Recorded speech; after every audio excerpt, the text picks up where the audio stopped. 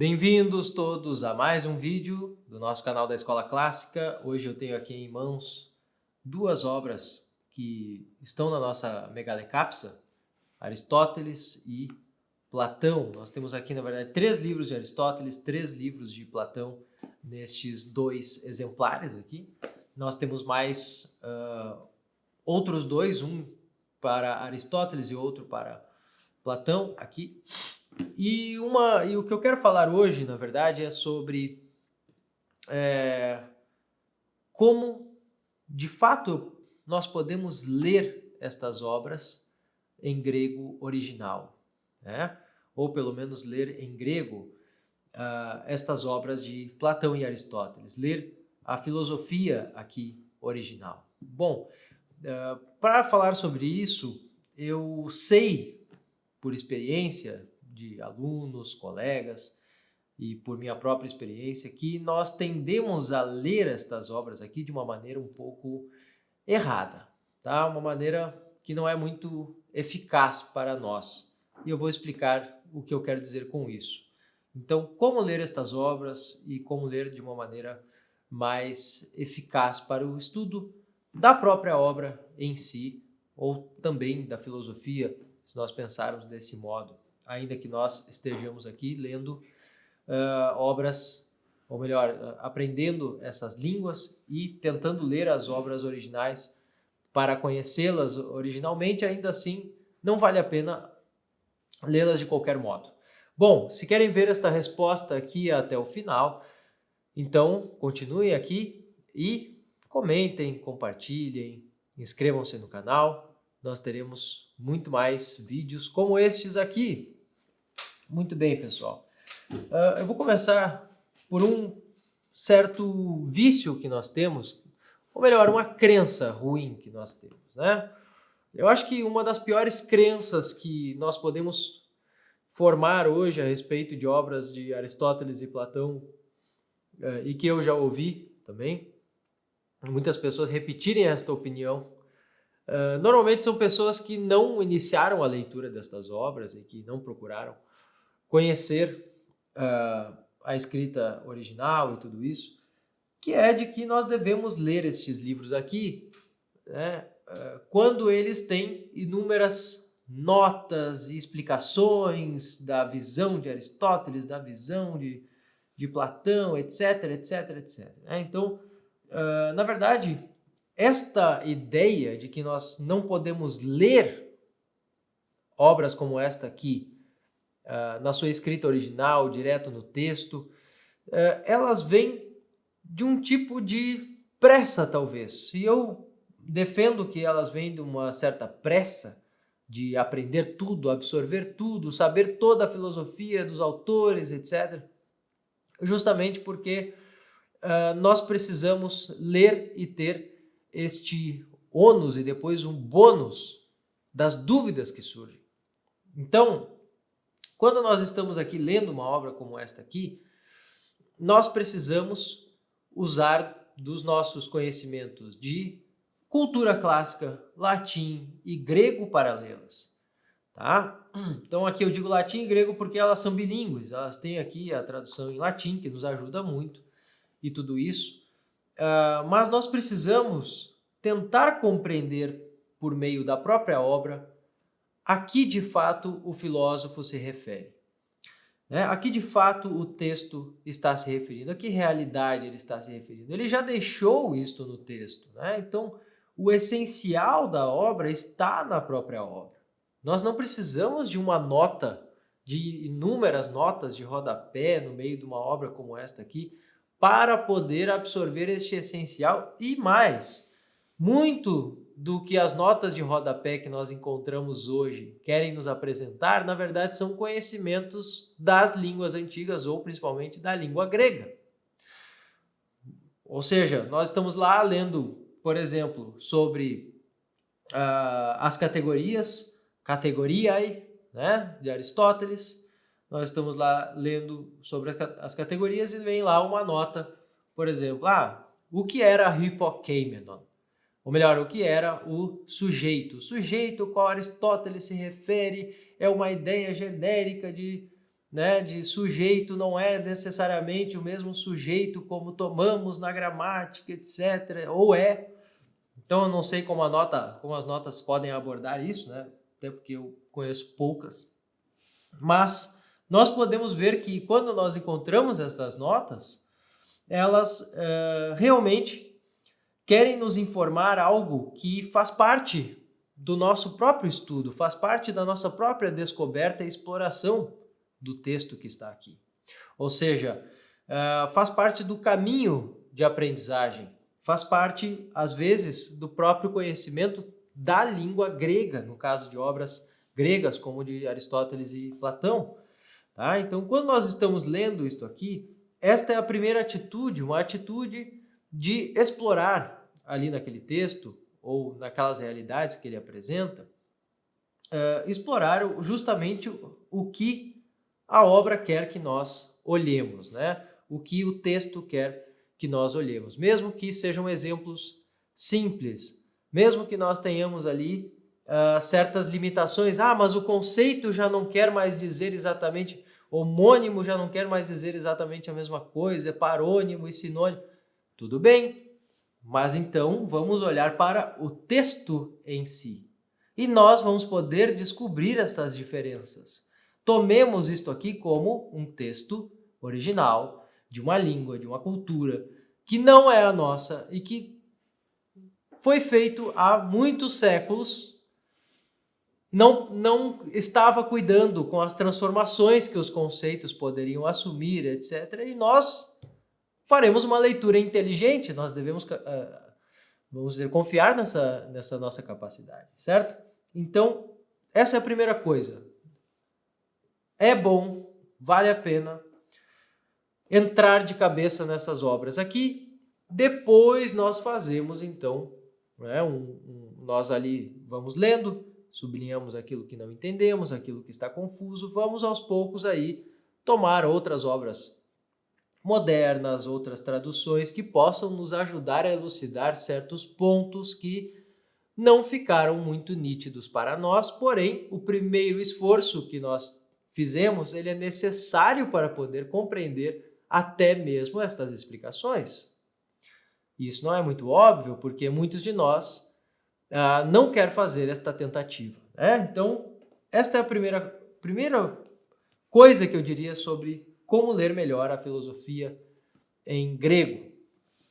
A outra parte que eu diria é que somente o estudo de grego e um estudo específico, nós aqui da Escola Clássica, né, motivamos sempre, não como algo que vá ter uma utilidade imediata, mas tem uma utilidade não só pedagógica, mas também para a nossa própria leitura.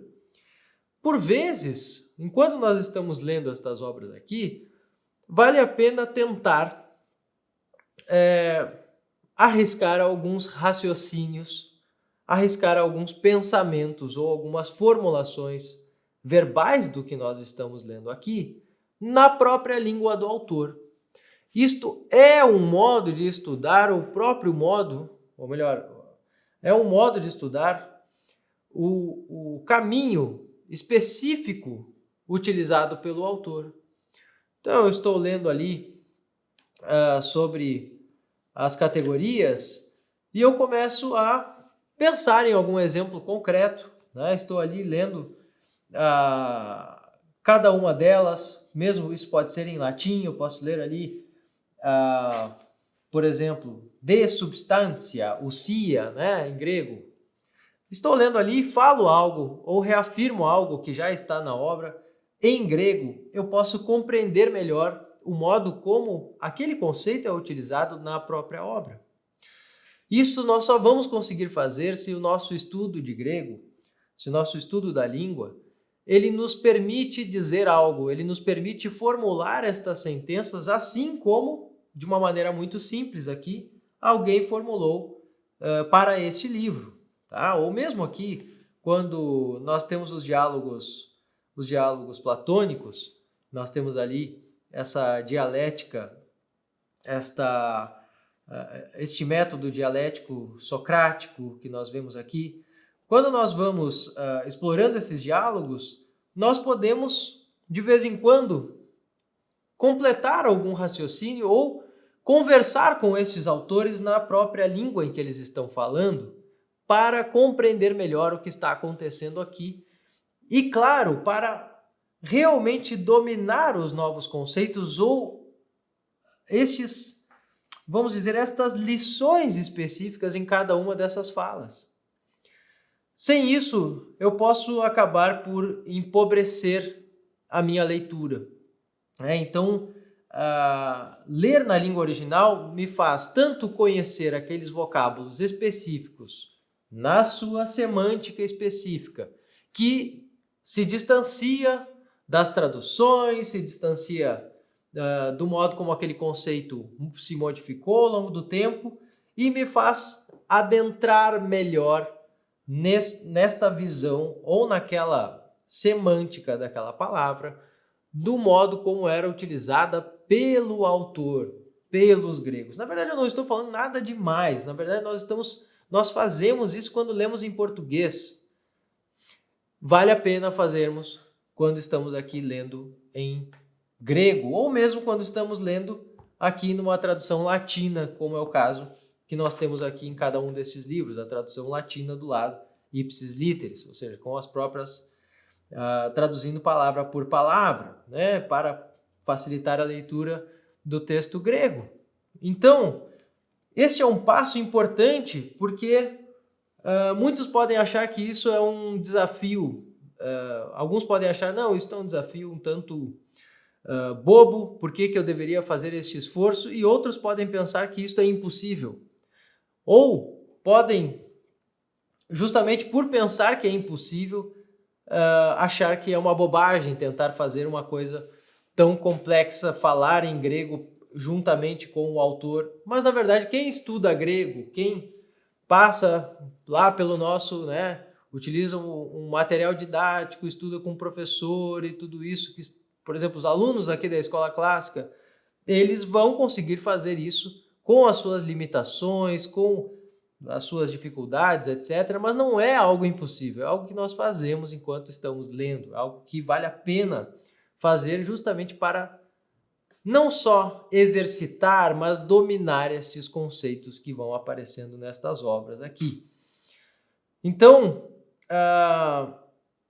este é um modo bom de ler estas obras. Também a título de exploração, nós estamos, senão nós vamos acabar o quê? Nós vamos acabar apenas fazendo algo como ter um checklist, né? Então eu tenho um checklist de obras da filosofia, eu tenho que ler as obras de Aristóteles e Platão, ou seja, ler para mim é passar os olhos aqui, entender o que eles estão dizendo da maneira mais bruta possível e pronto, agora eu posso partir para a filosofia moderna e para os outros, para uma meditação própria minha, para algo particular, um problema particular meu, uma questão que eu quero desenvolver na filosofia, etc. Mas eu convido todos vocês justamente a lerem como quem está aqui diante de uma mente pensante, ou diante desses diálogos, ou diante destes conceitos, e agora vai utilizar desses conceitos para pensar também. Então, alguém que conhece as categorias de Aristóteles e agora começa aos poucos a pensar, tomar exemplos, utilizando-se dessas categorias, não só das categorias, mas das palavras que as descrevem. Depois, quando nós tomamos então em mãos um livro sobre Platão, um livro sobre Aristóteles, uma tradução de Aristóteles e Platão, nós começamos a compreender melhor o que aquelas coisas querem dizer e por que estão, por que foram traduzidas assim.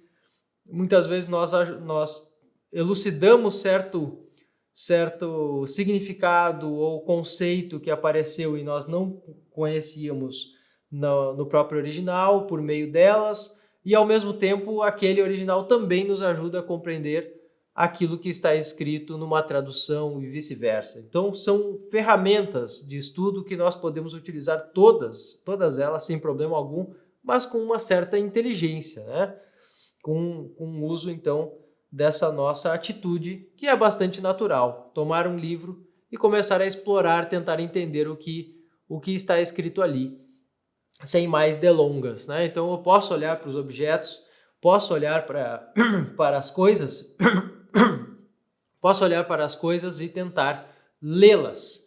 Não há problema nenhum. Inclusive a realidade não nos pergunta, né? Então, para citar um exemplo, a própria realidade na qual vivemos, né? Grupos com os quais nós nos encontramos, outras pessoas, contextos, professores, muitas vezes não estão ali com notas de rodapé, não estão ali fazendo um grande preâmbulo sobre aquilo que estão falando, e nós estamos naquele mesmo momento justamente recebendo essas informações de uma maneira direta, tentando analisá-las, lê-las, absorvê-las. E assim, eu acho que é uma boa atitude diante desses clássicos que nós temos, dos clássicos da filosofia ou mesmo da literatura, no caso da poesia épica. Então, estas são vamos dizer, as orientações que eu deixo a vocês. Algo que vai fazer muito bem.